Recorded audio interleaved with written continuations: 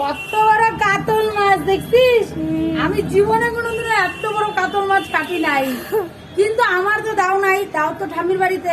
আরে দেখো এ আমাকে লাথি কিন্তু মারছে। এইটা আমি কাটবো কি করে? মাছটা তো নিলাম। আরে দেখো মাছ দেখছো? আবার এখানে দেখো এক বাটি গুড়া মাছ, মানে এখানে 1.5 কেজির মতো গুড়া মাছ আছে। এই মাছ আমি এতগুলো মাছ কাটবো কখন? দেখো মাছটা কত বড়, কি করে কাটবো? দেখ মাছটা কত বড়। এই মাছটা এমন করে কাটবে।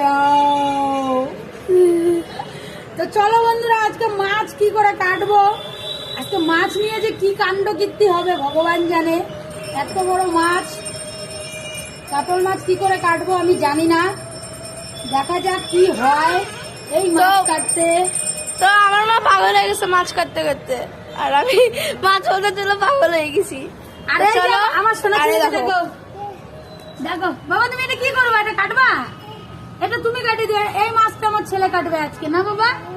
হ্যাঁ দেখো, এটা কি বাবা বলো তো, এটা কি? মাম এটা মাম।